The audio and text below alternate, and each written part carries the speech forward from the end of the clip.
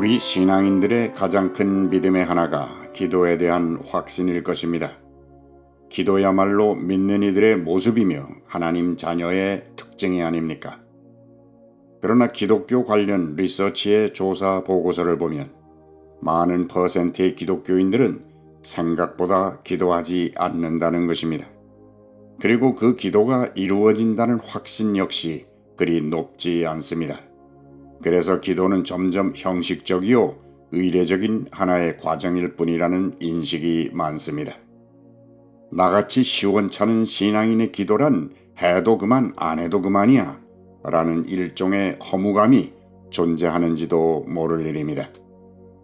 타하라 요네코라는 일본 여자가 사는 것은 황홀하다 라는 에세이집을 내놓아 선풍적인 인기를 끌었던 적이 있었습니다. 요네코는 보통 여자가 아니라 아주 특별한 여자였습니다. 그는 여고 시절 호르몬이를 잃고 자살을 기도했던 여자였습니다. 그는 당시 미수에 그쳤으나 지나가는 기차에 뛰어들었기 때문에 두 발이 잘리고 왼쪽 팔 역시 떨어져 나가는 참변을 당했습니다. 남은 오른손마저 검지와 엄지 두 손가락만 남았습니다. 마치 짓이겨진 짐승 같은 몰골로 생명만을 부지하게 된 불쌍한 여자였습니다. 그는 병원에 오래 있었는데 그때 마침 병원 선교를 하기 위해 찾아왔던 한 남자 신학생을 알게 되었습니다. 이 신학생은 이때 정성으로 요네코에게 복음을 전했습니다. 처음에는 코웃음을 치며 완강하게 거절했던 요네코도 점점 마음이 열려 복음을 받아들였습니다. 그러나 더 큰 은혜는 이 신학생이 요네코에게 청혼을 했다는 사실입니다. 놀라운 일 아닙니까? 물론 요네코는 당치 않은 일이라고 거절했으나 신학생은 끈질기게 구원했고 그녀는 마침내 그 학생의 지극한 사랑에 굴복하고야 말았습니다. 그 남자는 불우한 여자를 그리스도의 사랑으로 대해주었고 요네코는 자신을 받아준 남자를 예수님 다음으로 사랑했습니다. 그들도 아기를 낳아 남매를 길렀으며 그 여자가 책을 낸 것은 결혼한 지 10년쯤 지난 봄이었고 바로 그 책 제목이 사는 건 황홀하다 라는 것이었습니다. 사지가 멀쩡한 사람도 불행해서 죽겠다고 아우성을 치는데 비극적인 핸디캡을 수없이 지니고 사는 사람이 황홀한 인생을 노래한 것입니다. 그는 책에서 황홀한 삶이 무엇인가를 우리에게 말해 주었고 저는 이 시간 그 중에 하나를 소개하려는 것입니다. 한 번은 식구들의 저녁 반찬을 위해 요네코는 감자 요리를 하게 되었답니다. 둥근 감자를 도마 위에 올려놓고 껍질을 벗기는데 한쪽 손에 겨우 남아있는 엄지와 검지로 칼을 잡고 둥근 감자 껍질을 벗기는 일이 쉽지 않습니다. 감자는 자꾸만 굴러다닙니다.